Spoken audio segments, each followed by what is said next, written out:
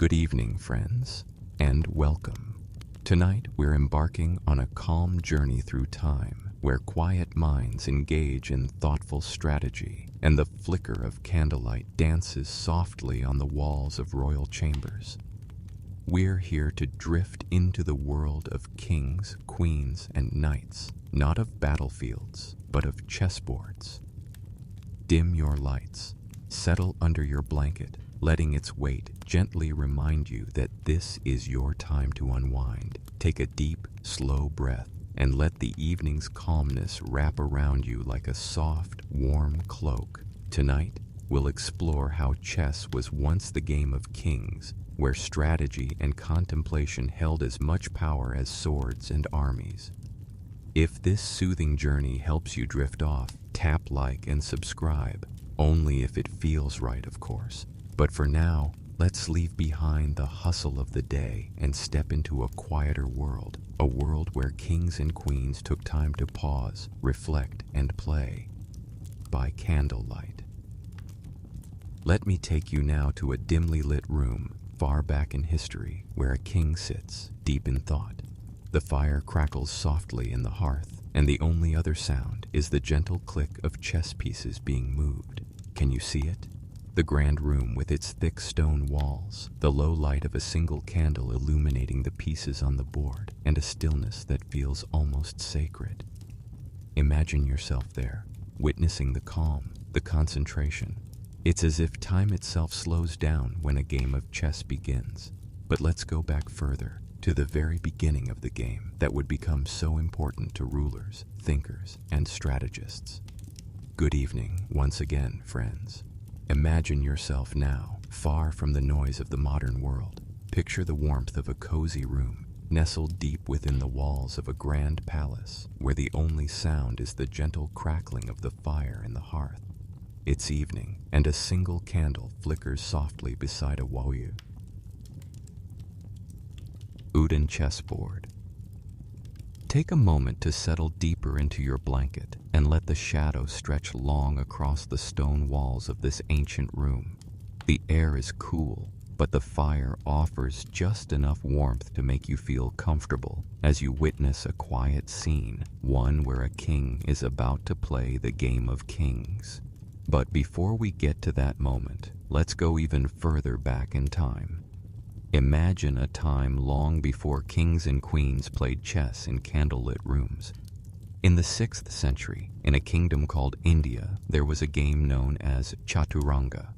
It was played on a simple board, much like the chessboard we recognize today, but the pieces and rules were quite different. Let me paint the scene for you. The game was created in India, where the ancient kings often spent their time strategizing and preparing for war.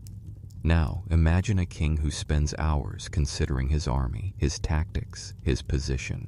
His soldiers, with their detailed uniforms and gleaming swords, were often seen on the battlefield. But on this particular day, he steps into his royal chambers where a game of strategy awaits him, chaturanga. This game, like chess, was a simulation of battle. The pieces represented different types of soldiers: infantry, cavalry, chariots, and elephants. Yes, elephants. The game was a reflection of the king's need for both intellectual and military prowess. Even though the game itself was peaceful, it reflected the ancient warfare and the complexity of strategy that was essential to a ruler's success. Now, picture the board. It was much smaller, just 4 rows by 4 columns, but the challenge of the game was still clear.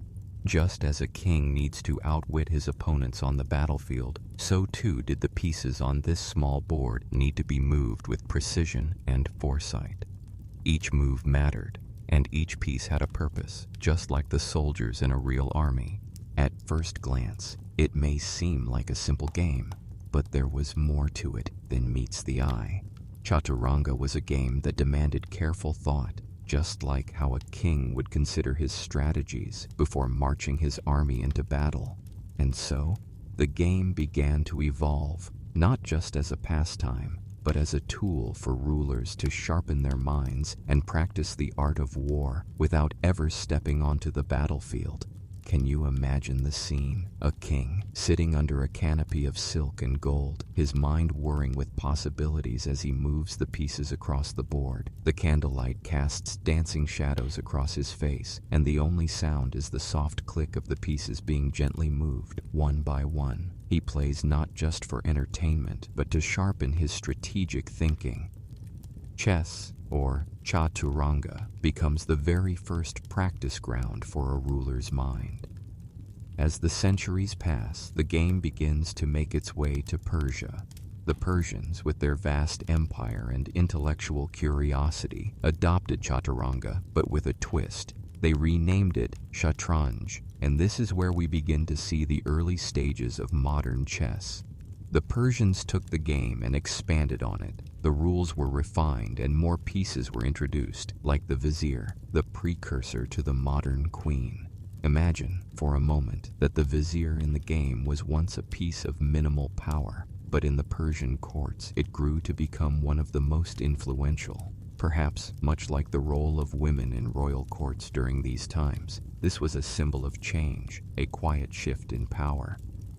Now, picture a palace courtyard in Persia, somewhere in the bustling heart of ancient Baghdad. The air is warm with the scent of spices, and the walls echo with the sounds of Persian poets and scholars. But inside a quiet chamber, illuminated only by the flickering light of candles, a royal figure sits. With each move, he considers the strategy that might help his kingdom prosper.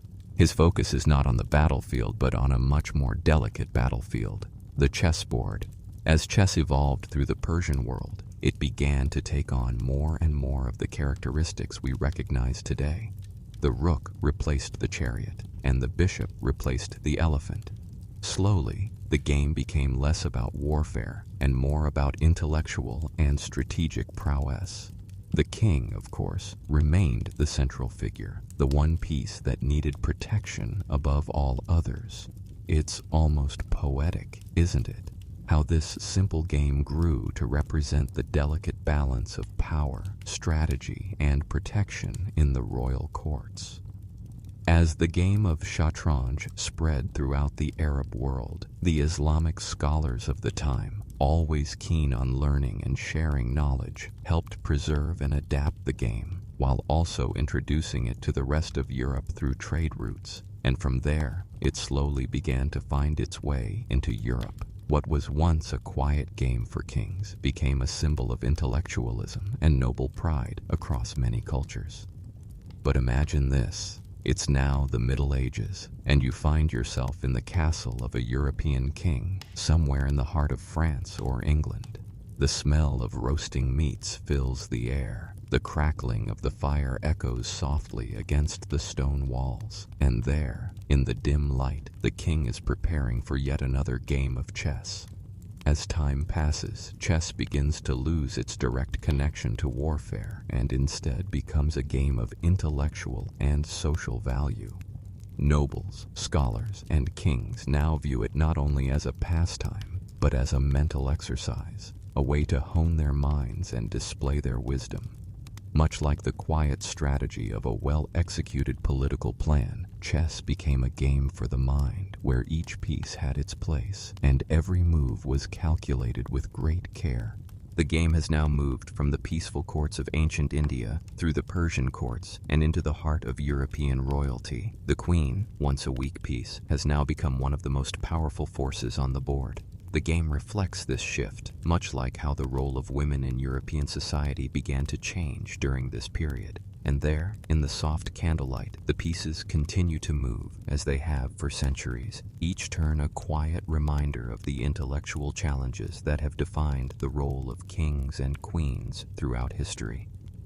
As we sit back, we are witnessing a moment of calm, a time where the only battles fought are those of the mind.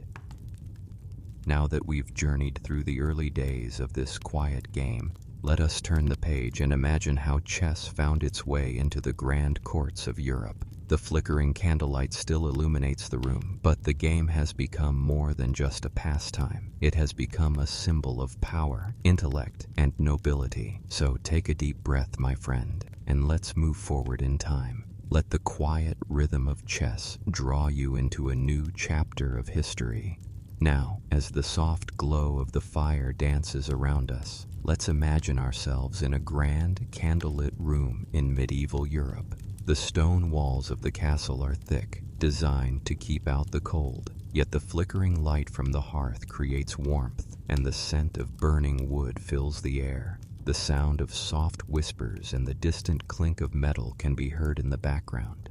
We are far from the hustle and bustle of the busy streets outside. Inside this chamber, a game is unfolding. Chess, now a royal pastime, a game for the elite, illuminated only by the golden glow of candlelight. Take a moment and let the atmosphere of this room settle around you.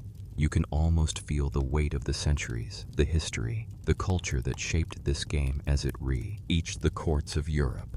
Now, let your imagination take flight as we step into the world of kings and queens, lords and ladies, where chess was not just a game, but a symbol of intellect, status, and diplomacy. By the 12th century, chess had made its way across the Islamic world and into Christian Europe. It's a quiet moment in time, and we find ourselves in the court of Charlemagne, the mighty Holy Roman Emperor. Picture this. The heavy wooden doors creak open, revealing the glow of candlelight reflecting off the stone walls. The emperor, known for his keen mind and interest in matters of state, leans forward in concentration, carefully considering his next move on the chessboard. This is no longer a simple pastime. This is an art form. Now let's pause for a moment to reflect on the social significance of this game. In the medieval period, the game of chess became a true reflection of the culture that surrounded it. It wasn't just about moving pieces around a board. It was about strategy, power, and authority. Chess symbolized the very essence of life in medieval courts. Complex, full of conflict, yet orderly in its structure. Just as the king moved pieces across the board, he maneuvered his knights, lords, and ladies in his political court. In this time, the game began to change. It was no longer simply about simulating battle, as it had in India or Persia. The European version of chess began to evolve to better reflect the feudal society of the time. The king was always the central piece, but now it was surrounded by more powerful forces. The queen, once a relatively weak piece in earlier versions of the game, gained power and mobility. She could now move in any direction. She became the most powerful piece on the board, much like how women in European royal courts began to play a more significant role in politics and power struggles. Picture this shift in the royal courts. As the queen grows in power, she mirrors the influence women began to have during this time. In the courts of France and Spain, queens were not merely ornamental figures beside their husbands. They were active participants in the political maneuvering of the day. They could wield power in subtle ways, guiding decisions, influencing alliances, and even playing pivotal roles in wars. Chess mirrored this growing influence, and the game began to be seen as a reflection of life in the courts. In the courts of England, chess was equally revered. Imagine the scene, a cold, moonlit night in the court of Edward I. The royal family has just finished a grand dinner, and the soft murmur of conversation fills the air. A large wooden table is brought in, and the pieces are placed on the board. The flickering candlelight casts long shadows across the faces of those gathered around the table, noblemen and scholars, all ready to test their minds in the quiet game. As the pieces begin to move, the room is filled with a sense of anticipation. The chessboard is no longer just a game, it's a battlefield of intellect. Each move is considered with care, each player's strategy built not just on the immediate moment, but on the long-term vision. Just as the king would command his forces on the battlefield, so too would the king piece command respect on the board. But now, the queen piece, with her newfound strength, commands equal attention. As the game continues, we see a subtle shift. The knights, once the primary pieces of battle, begin to take a back seat. The bishop piece, inspired by the clergy, also gains influence on the board, much like the church's influence over European politics. Chess, now more than ever, is a reflection of the structure of society. The board is divided into clearly defined roles, each piece representing a different facet of medieval life. It's a captivating scene, isn't it? The quiet tension of a royal chess game, surrounded by the faint glow of candlelight, the clicking of pieces as they move across the board with precision and intent. There's a rhythm to it, a kind of elegance in how these noble minds interact. It's almost as though time itself slows down as each player contemplates their next move. But it's not just the kings and queens who find themselves drawn to the game. The nobles, too, began to embrace chess as a way to demonstrate their intellect and social standing. A noble family without a chessboard was seen as lacking in sophistication. Imagine walking through the halls of a grand estate, the scent of old books and polished wood in the air, when you come across a beautifully carved chess set displayed on a table. To the noble family, it wasn't just a game, it was a statement. In fact, many of the great chess sets from the Middle Ages were intricately carved with scenes from the Bible or from classical mythology. The pieces themselves were works of art, meticulously crafted and often made of luxurious materials, ivory, wood, and metal. Some chess sets even included gold and silver pieces. They were symbols of status, of wealth, and of taste. A nobleman's chess set was a way to show the world that he not only had wealth, but also the mind to appreciate the finer things in life. So, as we sit here in the candlelit chambers, we are witnessing not just a game, but a cultural moment. A moment where the game of kings and queens transcends the battlefield and enters the world of courtly diplomacy and intellectual prowess. Chess was more than just a game. It was a symbol of nobility, a way to display one's mental sharpness and social status. And just as the game had evolved, so too did the places where it was played. The courts of Europe were filled with royal players, some skilled, some not so skilled, but all playing under the same warm light of the candle. They were all participating in a game that represented much more than simple entertainment. It was about positioning, about outwitting an opponent, and perhaps even about showcasing one's intellect. The warm glow of the candlelight continues to illuminate the game. As you settle back, can you hear the faint rustling of velvet sleeves brushing against the wooden table? The quiet murmur of players strategizing, their minds sharp and their moves calculated. The game is in full swing, and the pieces glide across the board as gracefully as the dancers in the court's ballroom. And as we leave that warm chamber, the fire still crackling softly behind us, let's drift forward to the next chapter in this story, the time when chess became not just a game for kings, but a game for all those who sought to sharpen their minds, whether they be royalty, nobles, or commoners. Now, my friend, take a slow, deep breath and let the soft hum of the past fade away as we move forward in time. Let's follow the journey of chess as it spreads across Europe and beyond, into the hands of scholars, strategists, and anyone who sought a moment of quiet reflection. Let's imagine how the game evolved further in the Renaissance, a time of new ideas where the minds of Europe flourished. Hold on to that calm and let's take this journey together. As the warmth of the fire begins to fade and the shadows stretch longer, let's take a deep breath and step forward in time. Imagine the shift from the medieval period into the vibrant intellectual world of the Renaissance, a time where the world of art, science, and philosophy flourished, and chess, once confined to royal courts, began to spread, like wildfire among scholars, artists, and even common folk. Picture this. It's the 15th century, and the air is thick with anticipation. The Renaissance has ushered in a new era of thought, and intellectual curiosity has become the heartbeat of Europe. The great minds of the time are beginning to embrace not just the art of creation, but also the art of strategy. Chess, with its intricate moves and calculated thought, finds a welcome home in this world. No longer is it only the game of kings. Now, it's a game for anyone who seeks to exercise their mind. Imagine yourself walking through the cobbled streets of Florence, the sounds of merchants calling out their wares mixing with the distant music of a lute. You step into the dimly lit home of a scholar. The smell of parchment and ink fills the air, and a chessboard sits atop a wooden table, waiting to be played. The scholar, a man of letters, sits across from you, and for a moment the outside world fades away. The only sound in the room is the quiet, rhythmic clicking of the chess pieces, each move carefully thought out.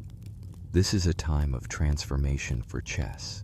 The rules of the game, once loosely defined, begin to solidify. The pieces that had evolved through centuries, king, queen, bishop, knight, rook, and pawn, finally settle into the form we recognize today.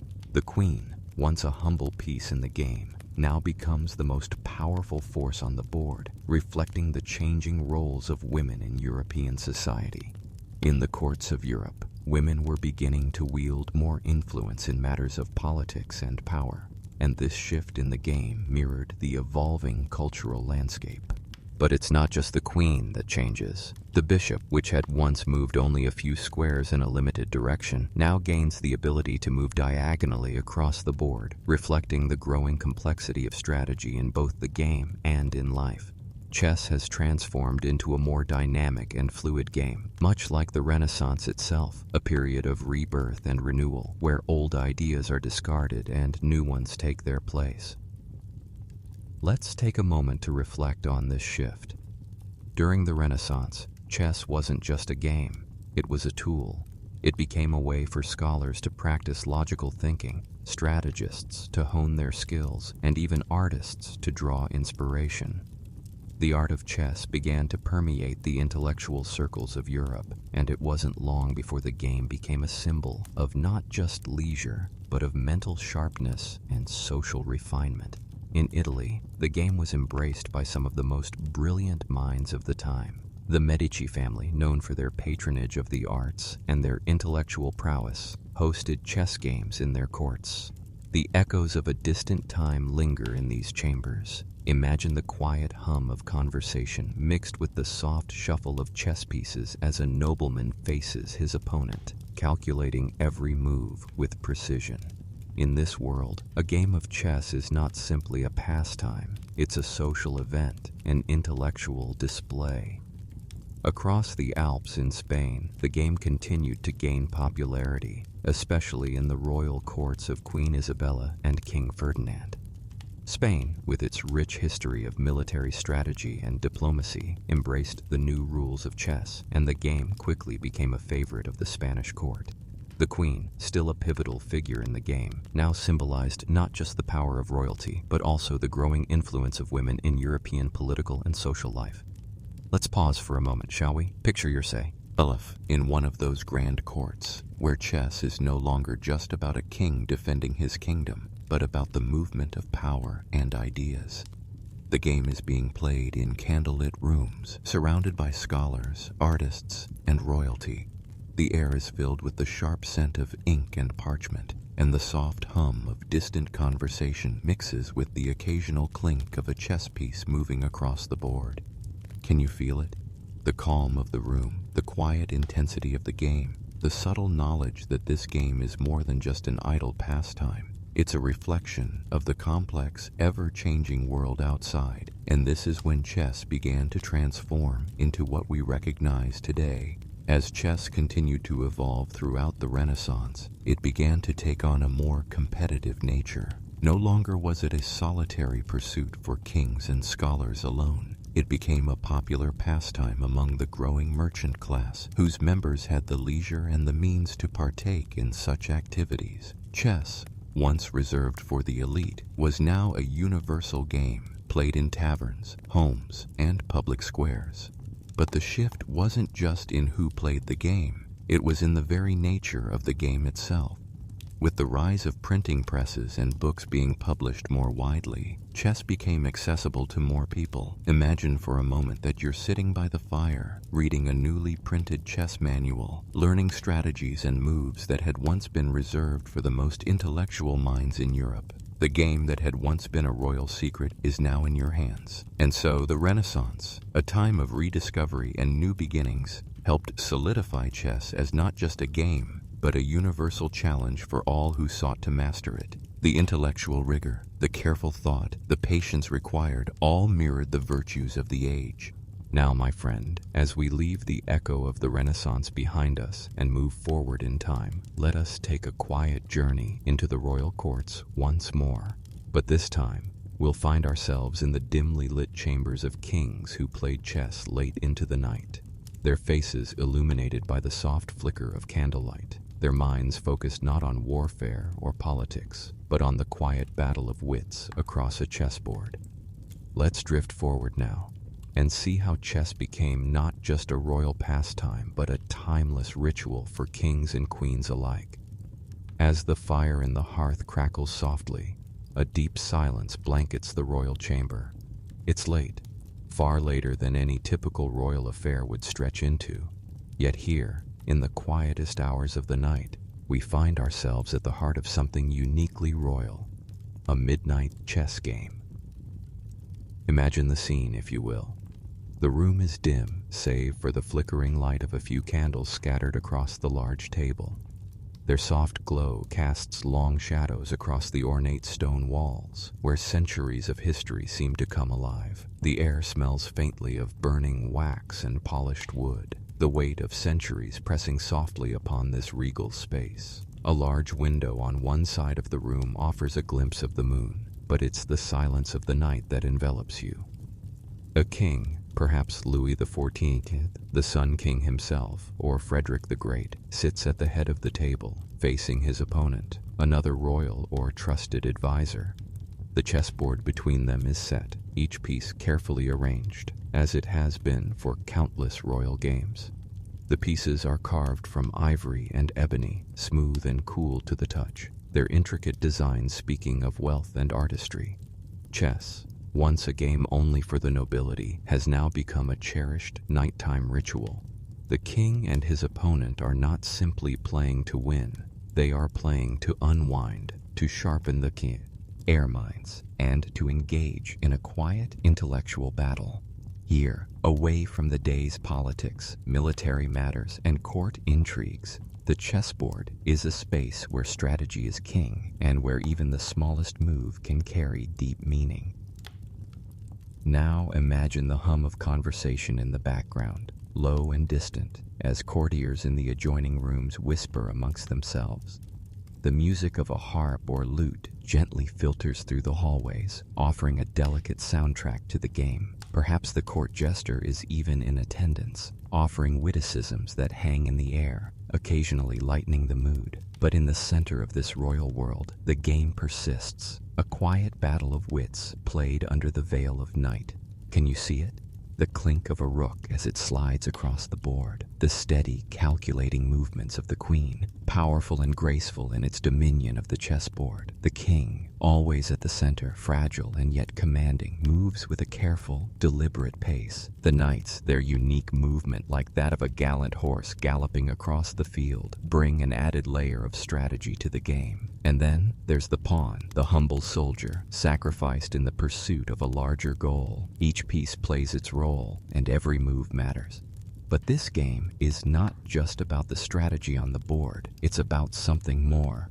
For kings, these late-night chess games were moments of personal reflection, when the demands of the crown become overwhelming, when the politics of the court grow tiresome. What better way to find clarity than through the quiet, deliberate movements of chess? The game slows the mind, making each decision deliberate and thought out. A king's decision here, as on the battlefield, can mean victory or defeat.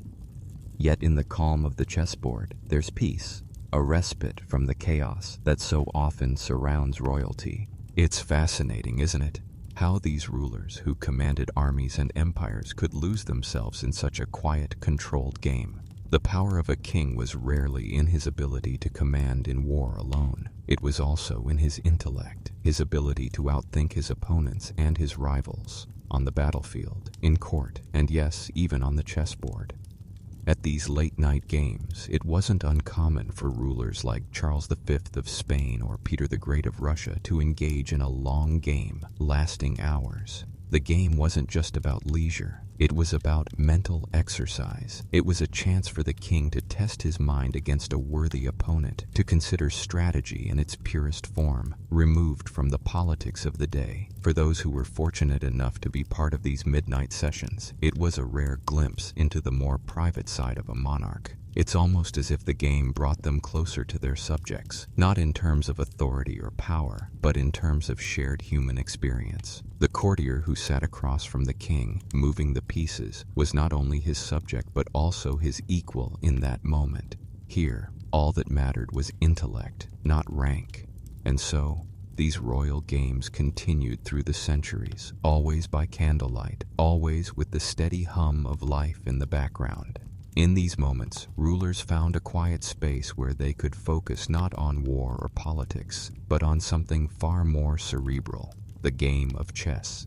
But there's something more to consider. What happens when the game ends? When the pieces are put away, the candlelight is extinguished, and the players retire for the night. The game may be over, but the lessons learned linger. Every move, every strategy, every misstep is quietly analyzed in the solitude of the ruler's mind.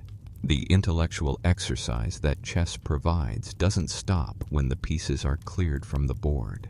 Much like the mental and emotional toll of ruling a kingdom, the strategic thoughts linger, shaping the decisions of tomorrow.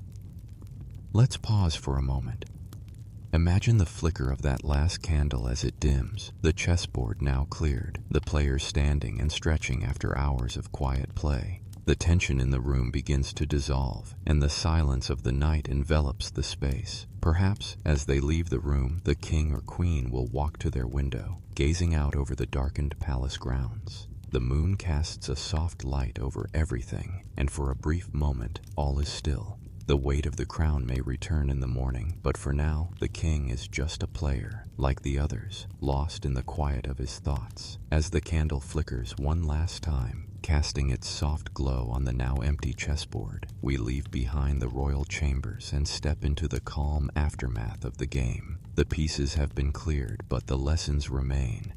Let's move forward now, my friend, into the next phase of our journey. As the game fades from the royal court and the quiet hum of the night continues, we'll explore the reflective moments that come after the game, when the mind is left to ponder, when the pieces have been set aside, and the game continues in the quiet spaces of our thoughts.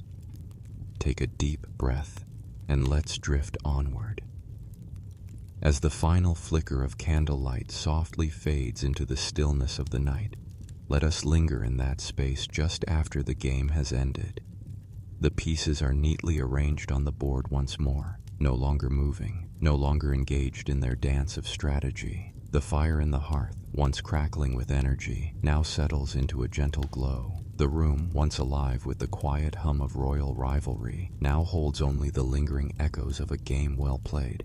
In the calm aftermath, the players rise from their seats, stretching their limbs after hours of deep concentration. The chessboard, though abandoned, remains, a silent witness to the mental battles fought here. But this is where the magic of the game truly lies, my friend. It isn't just in the move-by-move strategy. It's in the space between the moves, in the quiet reflection that follows. The room grows quieter still. The cool night air seeps in through the gaps in the stone walls, while the last embers of the fire softly illuminate the empty board. The king or queen who just played, perhaps for hours, now walks slowly around the room, their footsteps muted on the stone floor. The faint sound of their boots against the cold ground is the only reminder that this royal figure, though once commanding the power of an entire kingdom, is now just another player, contemplating their next steps. Have you ever felt that stillness after a challenge? That quiet satisfaction that lingers long after the game is over? It's as if the mind continues to play long after the pieces are cleared, considering every choice, every potential strategy that might have been. This is the reflective moment of the game, when the mind, free from the pressures of the board, explores new possibilities. Even the royal player, whose every day is filled with affairs of state, politics, and war, can't help but reflect. Perhaps the queen, in the midst of her power, wonders if there was a move she missed, a piece she could have sacrificed more wisely. Perhaps the king, his crown heavy with responsibility, thinks of how the game mirrors his own struggles, the delicate balance of power and protection. What happens in these moments of quiet? After the board is cleared and the hustle and bustle of royal life returns, the game lives on in their thoughts. Perhaps the king, upon leaving the room, ponders what each move on the board taught him about himself and his court. The decisions made in the heat of the game now become personal reflections on leadership and strategy, lessons not just for the battlefield, but for life itself. As we settle into this peaceful moment, let's reflect on the essence of chess. It's a game that requires both patience and foresight. It demands that you think not just about the present, but about the future, the consequences of every action, the sacrifices that must be made for victory. And yet, it also teaches us about the quiet moments, the pauses between moves, where reflection can lead to new insights. The game of chess, you see, isn't just a series of calculated moves on a board. It's a metaphor for life, a reminder that even after the most intense struggles, there are still moments of peace, of thought, of growth. It's in these moments of quiet reflection that a king or queen can see the world more clearly, learning from their mistakes and victories alike. The flicker of candlelight begins to dim as the night stretches on. The cold air stirs the room, but the stillness remains. The game has ended, but the mind continues to work. It's here, in the quiet, that we find the true value of chess, not in the pieces themselves, but in the space they leave behind, the room for reflection and growth. And as we sit here in the quiet, imagine the king or queen walking toward their window, gazing out over the castle grounds. The moonlight now fills the room, casting soft, pale shadows. Their mind, still active from the game, begins to settle. But it isn't just the game they reflect on. It's the strategy, the choices, and perhaps even the deeper lessons of leadership, decision-making, and patience that the game has taught them. Now, imagine the entire castle is asleep, save for the faint hum of a distant lute or the gentle creak of the wooden beams in the palace. The player, having reflected on their game, walks slowly to their bed, the echoes of the chess game still in their thoughts. The game is done, but its lessons will last far beyond the candlelight that now flickers faintly in the corner. As you lie there too, perhaps in your own quiet space, you may find yourself reflecting on your own moments of strategy, of decision-making. Life, much like chess, often requires patience and foresight. Sometimes the smallest moves can lead to the greatest victories. And now, as the night grows deeper and the quiet of the room envelops you, let us gently drift into the final chapter of our journey. The game may have ended, but the legacy of chess, its intellectual beauty, its lessons, continues to echo through the centuries. We leave behind the royal chambers, but we carry with us the quiet understanding of the timeless wisdom chess has to offer. Let us move forward now, my friend, into the final stages of this journey, where the game of kings continues, its legacy shaping minds and hearts long after the pieces are cleared away. As the first light of dawn gently breaks over the horizon, the soft glow of the morning sun begins to pour through the ancient windows of the royal chamber. The flickering candlelight from the night before is now nothing more than a faint memory. The chessboard, once the stage for intense strategy, now sits in quiet solitude, reflecting the lessons of all those who have played before. But while the game has ended for tonight, the story of chess continues on, stretching across centuries, reaching beyond royal courts, and finding its place in the minds of countless individuals.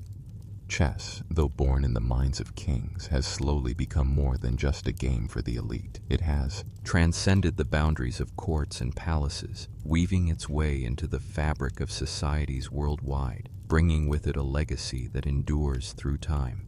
Take a moment And imagine how the game, once confined to the courts of monarchs, began to spread across the globe. After centuries of royal fascination, the game slowly worked its way into the hands of scholars, merchants, and eventually the common people. What once seemed an exclusive pastime now became a universal game, one that was accessible to anyone who sought its mental challenge. Chess, once a game of royal strategy, became the strategy of the people. The history of chess over the next few centuries is a story of adaptation and innovation. Chess underwent various changes as it made its way through different cultures, adapting to the influences and values of each place it touched. Its reach expanded as the game was translated into many languages and began to grow in popularity across the great cities of Europe, Asia, and eventually the Americas. Imagine now the bustling streets of Paris, London, or Madrid in the 17th and 18th centuries, where chess sets, once rare and prized possessions, now begin to appear in the homes of merchants, intellectuals, and even families with modest means. In cafes and salons, chessboards were spread out on tables, bringing together minds of all ages and backgrounds. These were the places where the true essence of chess began to flourish as a public game. The once quiet, royal pastime had now become a shared pursuit of intellectuals and thinkers alike. Chess's continued popularity in Europe during the Enlightenment period is a reflection of the intellectual curiosity and desire for mental stimulation that defined the era. The game became more than just a leisure activity. It became a symbol of intellectual engagement and social status. Just as the monarchs of the past had use it as a quiet means of sharpening their minds, so too did the philosophers, artists, and scientists of the 18th century. Through all of this, chess evolved. The game was refined, and its rules were standardized in ways that would shape the future of the game we know today. The queen, once a humble piece, became a symbol of power, as we saw earlier. The bishop and knight maintained their iconic roles, but their movements began to take on new meaning. The game was not just a test of speed or strength, but a refined exercise in patience, foresight, and intellectual strategy. By the time we reach the 19th century, chess has blossomed into the competitive sport we recognize today. The first modern world championship was held in 1886, and with it, chess was no longer just a royal pastime or a pastime for intellectuals. It had now become a global competition, a stage for the finest minds to come together and test their skills.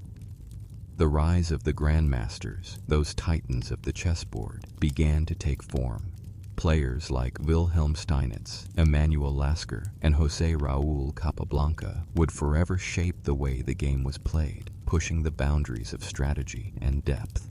The world now had its champions, and the game of chess was no longer confined to the royal courts, but had become an international pursuit. And here we are, centuries later. Chess, as it stands today, is played by millions of people around the world. From casual games between friends to high-stakes international tournaments, the game continues to captivate us all. It transcends borders, languages, and cultures. What began as a simple royal pastime, a game played beneath flickering candlelight, is now a universal activity, accessible to anyone, anywhere, with the will to learn and the mind to play. But the core of the game remains unchanged, the quiet, deliberate strategy that defines chess. Whether in a grand tournament hall or in the comfort of a living room, the mental clarity, patience, and foresight required are timeless. Even as the game has expanded and evolved, it retains the very essence of its royal origins. The chessboard, like the world itself, remains a place of order and chaos, strategy and reflection. It's a game that, in its simplest form, reminds us of our own minds, their capacity for logic, creativity, and ingenuity. And so, the legacy of chess lives on, not just in the moves on the board, but in the quiet space that exists between them. Every piece, every move, every thought carries with it the echoes of centuries of players, royals, scholars, and everyday people who have come before us. It is a game that transcends time and place, a game for the mind, a game for the soul. As we come to the end of our journey tonight, I hope the quiet of the chessboard has brought you a sense of calm and reflection. Just as the kings and queens of old found solace and strategy in their games, perhaps you too can find a moment of peace in the stillness of thought and contemplation. May these memories guide you into peaceful dreams where the flicker of candlelight and the quiet hum of a chessboard can offer you a gentle respite from the world. If you drifted off during this journey, let me know below. Sweet dreams, my friend. And until next time, may your thoughts be calm and your mind sharp. Good night. Sweet dreams.